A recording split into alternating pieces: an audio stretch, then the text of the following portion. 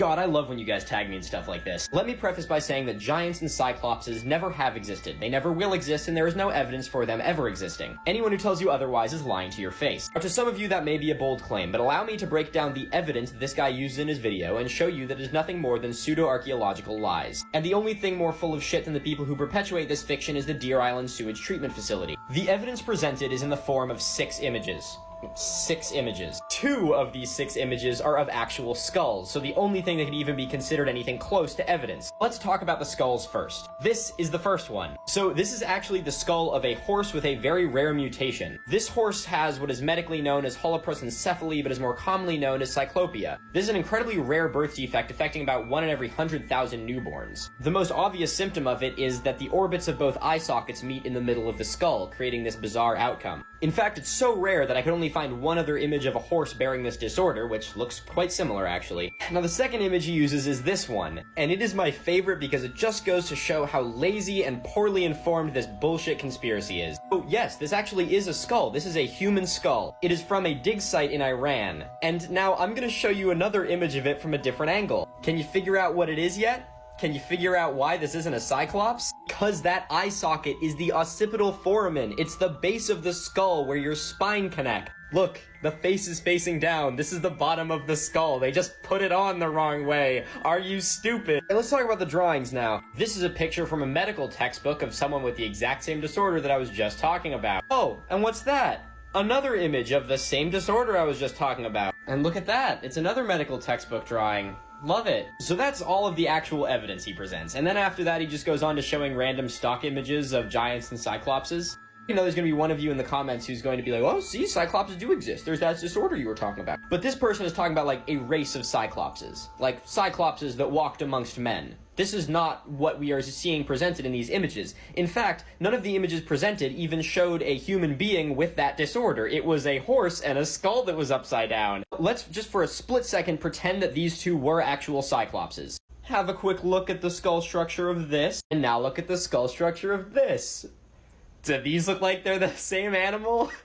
No! Before you go buying into this conspiracy bullshit, please do a little bit of research. Literally just Google reverse image search what they're showing you, and it will prove to you that everything they're saying is just wrong. Yes, I do agree that there were no giants because we don't have any evidence of it, but the early humans, they were like giants, or I should say, they were above average in size and shape. And make sure to subscribe, or else she's gonna come and bite you. Right? Right? Tell them to subscribe. Tell them to subscribe. I have a question for you, right? Yeah. If you sit in a room, quiet room, just close the door, turn off the lights, by yourself, right? Yeah. Would you say there's music playing? I'm gonna just go with the regular answer, no. Check this out. This is real science. Look, Yeah. look at a radio. A radio can pick up frequencies and what? Play music. Yeah. But that frequency is always there. Think about it. Think about it. Okay. You're sitting in that room by yourself. Yeah. Music is playing. You just can't hear it. If you take a radio, put it Yeah. beside you, the radio can hear it, and the radio can pick up the signal, but your brain can't. The radio just translate it to a frequency we can hear. You can hear. Yeah. Oh. So on some brainwash shit, right? What if these frequencies, these radio frequencies, who knows? Maybe there's even like deeper shit that we don't even know about. Yeah, yeah. Like advanced technology we don't even know the name of, right? What if there's stuff like that that they're playing that we can't hear, or we think we can't hear, but our subconscious can? What is hiding beneath Mount Shasta? In 1904, a man by the name of J.C. Brown was prospecting for gold at Mount Shasta when he discovered a mysterious cave. He followed the empty tunnel for 11 miles, and at the end of it, he found a lost city with hieroglyphics written all over the walls. As he went deeper into the city, he found a chamber with 27 tombs, which had skeletons in them, except that the skeletons were over 10 feet tall. He hid the entrance to the city and kept the information to himself. However, he obsessed over it in secret. And finally, after 30 years, he put together a team of 80 people to go back and explore the city. However, on the day the expedition was supposed to begin, J.C. Brown vanished and was never seen or heard from again. So, did J.C. Brown stumble on a secret that someone was trying to hide? I told you, there are evidence that the early humans were bigger in size. This reality TV show. So it's called The Swan. Yeah. And it took like ugly girls and turned them Into pretty girls. Yeah. Oh. So what they would do on this reality show, so they would put them in a room. Yeah. You can't look in a mirror. You have 3 calls, 10 minutes per week with a loved one, 3 months of solitary confinement. And you go in and you get plastic surgery to make you look prettier. And this is the catch. You can't choose what they do to you. Oh, So the they can do doctors- anything they want. Yeah, the doctors decide how they're gonna make you more pretty. That's My dream is to stand in front of a crowd of 1,000 people and be happy with how I look. And I just felt like the biggest loser. She is the brand new Amy Williams. Behind that curtain, there's a mirror. Will let you see yourself for the first time in 3 months. I have a job.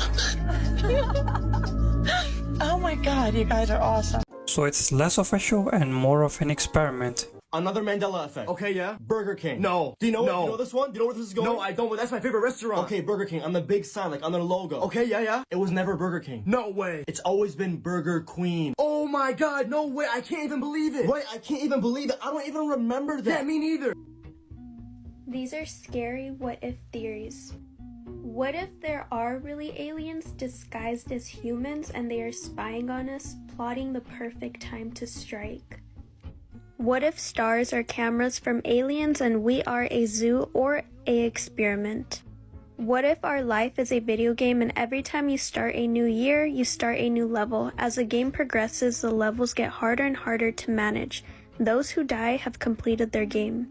What if every time you hear that voice in your head telling you not to do something, it's your future self warning you because they already know the outcome?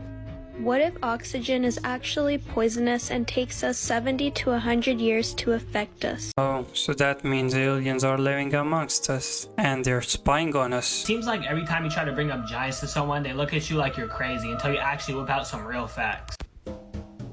What? I don't think you're crazy, actually. I just think you're really bad at using Google. So instead, I'm going to do the second part and present to you in your own words, real facts. As a direct quote, you say about this, if giants weren't real, then how did they build this and why did they build it? I believe your implication is that these are giant steps, and let me just... No, they are not. These ruins are the former Incan settlement of Ollantaytambo, and these are not giant steps. They are agricultural terraces. But I'm sure you don't need me to explain that to you. I mean, look right here. There's literally a staircase for actual people that go alongside them. Because this wasn't made for giants, it was made for people. This is another picture of Ollantaytambo. The difference is that these terraces have grass growing on them because they were, for farming. And oh look, there is another human-sized staircase going up next to them, almost like it was for farmers to access their farm plots. This is that same site, by the way, so let's just look at it with a little bit of logic. If these were giant stairs, why are they conveniently leading to person-sized houses?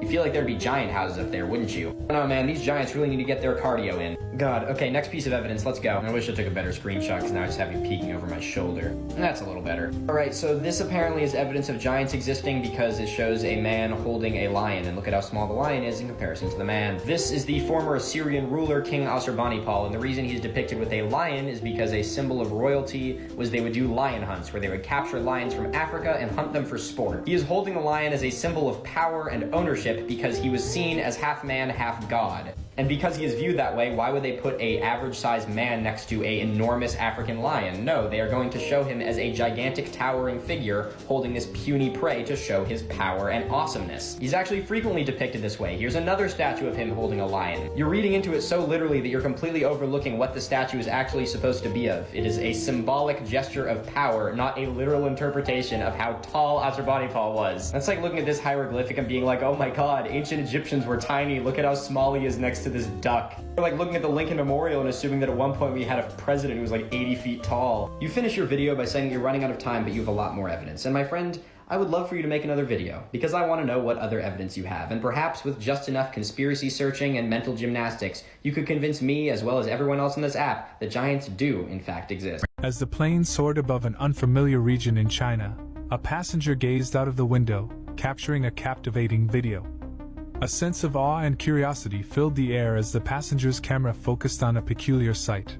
A disc-shaped object, about the size of a small car, effortlessly gliding in parallel to the airplane, near one of its wings. The crispness of the video allowed the viewer to perceive the details of the disc distinctly. As seconds passed, an intriguing occurrence took place. The mysterious object seemed to activate a device of some sort, creating a mesmerizing effect. Space and time itself appeared to fold around the disc, as if the laws of physics were being bent to its will. The passenger's video captured the surreal moment in all its glory, a testament to an encounter that defied conventional understanding. As the object sped away from the aircraft, its velocity accelerated to a staggering 24,000 miles per hour, leaving an indelible impression on the mind of the witness. These sausages are so scary.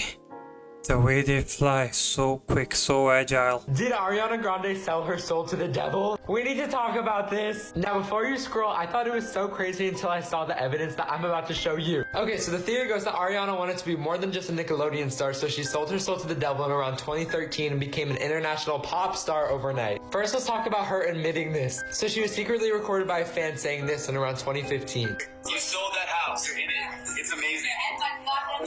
Now that video is so hard to find because when Ariana found out that someone had filmed it, she had it taken down literally everywhere, but I found it for y'all. Okay, next let's talk about the most compelling evidence, her Break Free music video. So this is a screenshot from her Break Free music video. Does anything stick out to you? Well, if you were like, what is this symbol? Let me tell you. So behind me is the symbol for the seal of Satan, which literally means the devil has sealed your soul. And if you flip it, it looks like this, which looks similar, right? They are literally the exact same symbol. She includes it multiple times, and I don't think it's a coincidence that it's in Break Free because she literally wants to break free from the devil. Parents and kids everywhere, this one's for you. Apparently, more and more moms are discovering that there's mold growing inside of their kids' rubber duckies. You know, the bath toys with the little holes on the bottom. Like really toxic mold, too. My kids play with these too, so I'm gonna open it up and see what's inside.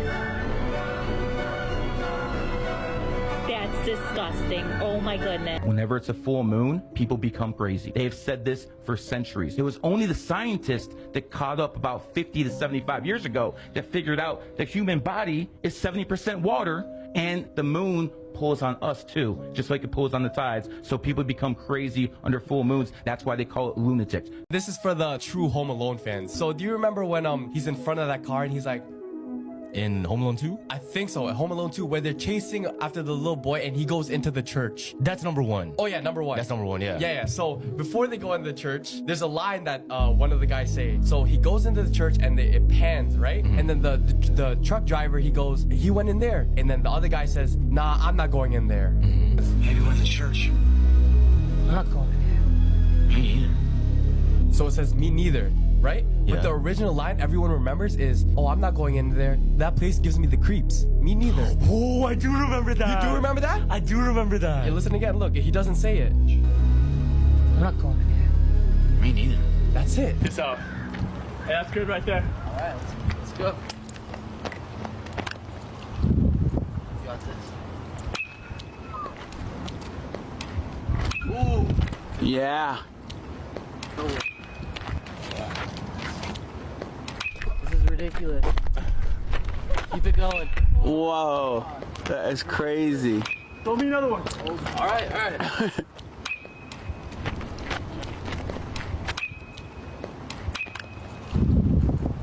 Oh, no way. Oh, man. Keep it up. No way.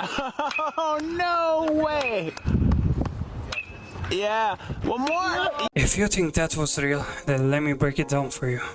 That is literally impossible. This is one of the most high-profile pedophiles in Hollywood, Jeffrey Jones. You might recognize Jeffrey from a number of movies he's been in, like Ferris Bueller's Day Off, The Hunt for Red October, and Beetlejuice. It's highly ironic to me that in a lot of the movies he was in, Jeffrey Jones played the villain, and he ended up being one in real life. So after his career flourished in the late 80s and 90s, let's fast forward to 2002. That year, Jeffrey was arrested for the possession of CP, if you know what I'm talking about, and he was accused by a 17-year-old boy of soliciting him to take nude photos. These charges get even more disturbing when you realize that the young boy who accused Jeffrey of soliciting him to take nude photographs was 14 when the charges were originally brought up and the accusations were made. Jeffrey pleaded no contest to the solicitation. He openly admitted that he had done this horrible thing, But once again, because of legal loopholes, because he admitted to this and pled no contest, that meant that the other CP charges were completely dropped. And what happened to Jeffrey after all this? Well, he got 5 years probation. He also had to go through counseling and register as a sex offender. And yes, if you're wondering, to this day he is still registered as a sex offender. You can find the records of all of this online. But it seems like Jeffrey didn't want to be known as a sex offender throughout his life. for the rest of his life, and he would end up being arrested twice for failing to update his sex offender registration. And in 2006, when working on the set of the movie Who's Your Caddy?, the community of Aiken, South Carolina, where the film was being filmed, complained to the government and complained that a sex offender was on set. This was due to the fact that families had been invited to visit the set with their children, and they had no idea that there was a predator lurking amongst the crew. To this day, a lot of people don't know what this guy has done, and even Justin Bieber posted a photo with him a couple years back, and a lot of people were obviously a little mad about that. And I think it's important to realize that these people are everywhere. They're your friends, your family, your neighbors. They're even celebrities. And at the end of the day, even the people that you look up to and have seen a million times on the silver screen could be the worst people you've ever met in real life.